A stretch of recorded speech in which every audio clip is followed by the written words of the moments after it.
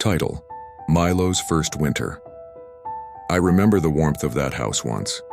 I used to curl up in the corner of the living room, where the sunlight spilled across the carpet, and listen to the gentle hum of laughter and voices. But now, the streets are my home.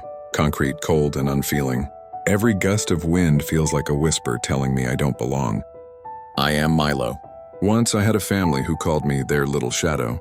They stroked my fur until I purred like a motorboat, and I would knead their laps endlessly, comforting them as much as they comforted me. But the door closed one day and I never saw them again. I don't know if they left, if they forgot me, or if the world simply decided I was not meant to be inside anymore. The alley smelled of garbage, rain, and something sour I dared not sniff too deeply. My stomach grumbled in protest, and I hunched into myself, trying to appear smaller than I felt.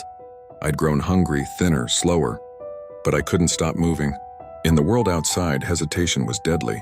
Every shadow could hide a predator, every corner a danger. I found shelter beneath a broken awning, where the rain barely touched me. From here, I could see a group of children playing across the street. One of them tossed a scrap of bread to a pigeon, and my nose twitched at the scent of wheat. Hunger clawed at me, but so did a deeper ache, a longing for something more than survival, for love, for home. A sudden noise made me jump, a loose metal trash can lid banging against the wall. My heart pounded so violently I thought it would break. I flattened my ears and squeezed myself into the darkest corner, trying to vanish. The city doesn't forgive mistakes. But then, I saw it. A small girl, maybe 6 or 7, holding a piece of bread in her tiny hand. She looked straight at me. "Here, kitty," she whispered. Her voice was soft, almost afraid, but she didn't run. She crouched, holding the bread toward me. My stomach cried, but so did my soul. Could I trust her? I had learned not to trust. Not humans, not their promises. They always left. Always. Yet something in her eyes, something in her trembling hand, made me take a cautious step, and then another. My paws were cold on the wet asphalt, but I moved. I had to know if this little human was like the others.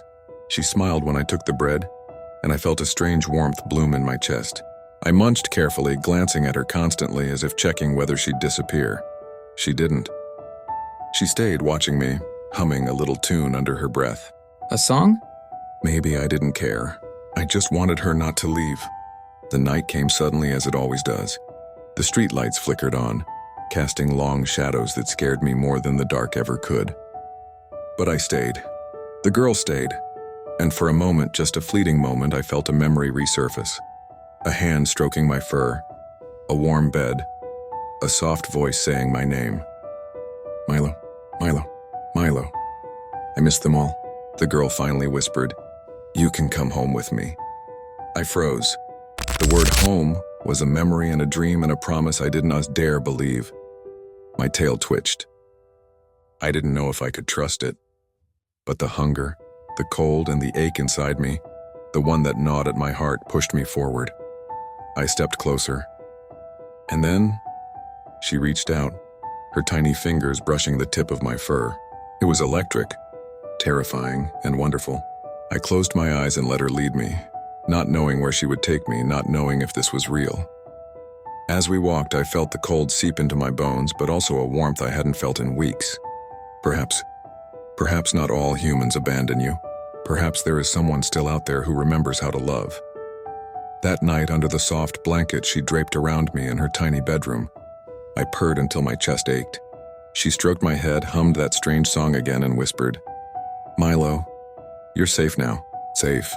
That word felt foreign on my tongue, but I believed it. Just a little. And as I drifted into sleep, I realized something. Even the harshest winters end. Even the loneliest nights fade. And maybe, just maybe, my story wasn't over. Outside, the city hummed, cold and unfeeling.